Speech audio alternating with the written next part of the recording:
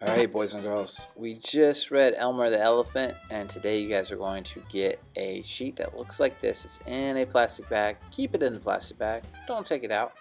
But it has different types of patterns that you can look at to get an idea on how you want to draw your Elmer the Elephant.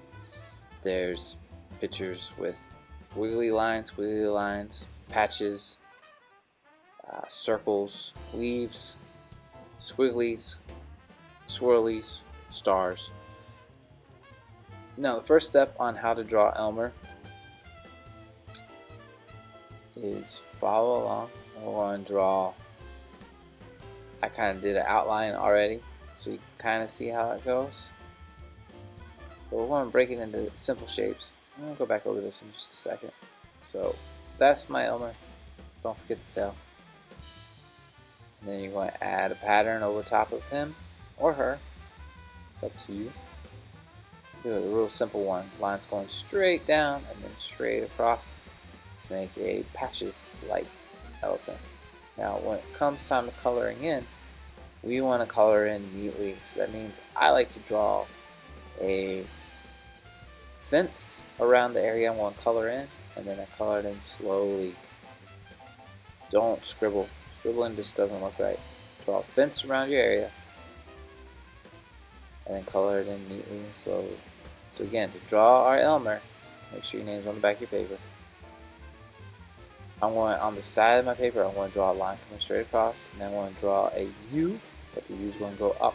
I want to start drawing a circle, about a quarter circle, and then I'm going to go back on the other side and draw my trunk.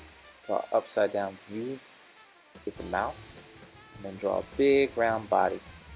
It's probably the hardest part, but we want to try to take up most of the page.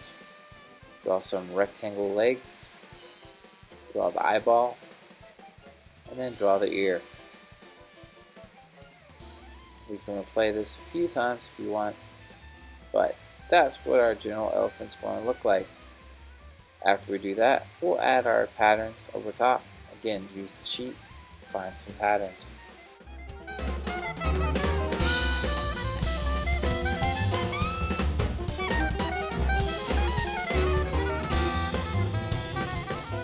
So for our painting today, we want to be really nice to our brushes. We want to rinse them, make sure we add water to our tempera paint. We don't bang our brushes, we gently slide our brushes. We don't slam our brushes, we gently glide our brushes. And we're going to fill this page in with color. You guys can draw a picture of a place for Elmer to live.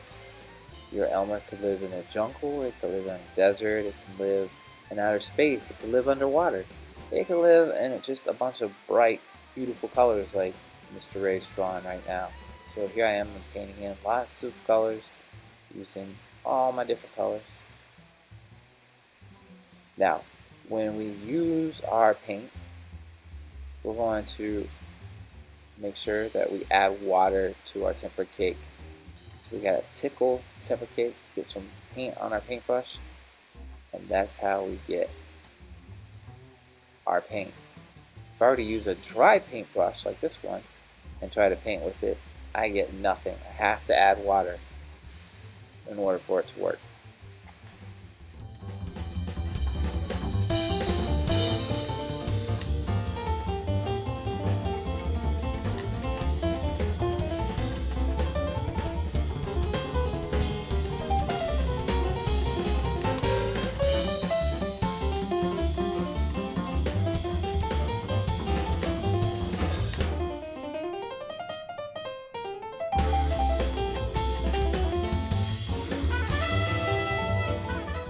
And again, don't paint in just one part of your picture. Paint all the way across your picture from one side to the other, from top to bottom. Fill it in with page.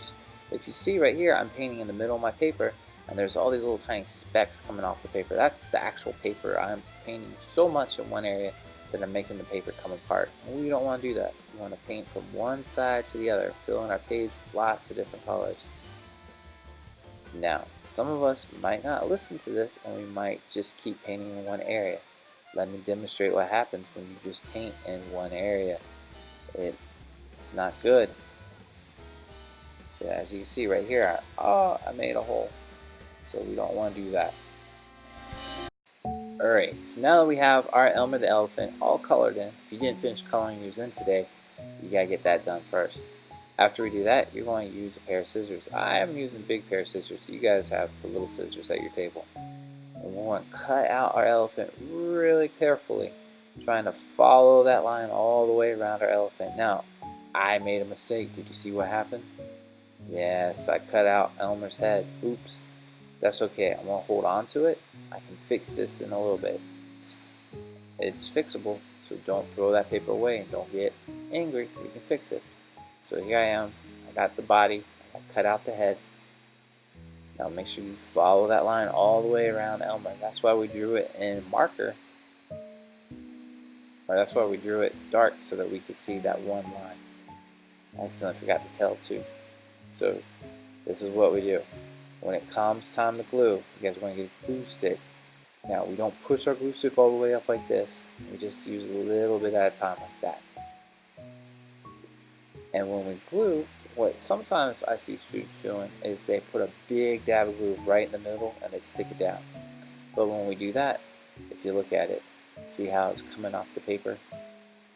We want all the edges to stick to the paper. So to do that, I'm going to draw with my glue stick all the way around the edge of my elephant body. See how I went all the way around the edge?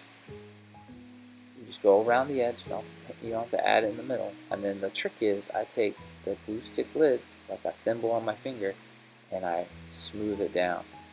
Do the same with the head right here. Paint all the way around the edges. Put it together. And then with the thimble, go all the way across. Now, I cut out the tail, but let's say you cut out a piece and you just can't save it. Guess what? We have crayons, we can draw it back in. So there's my Elmer. And that's the last step. Good job, guys.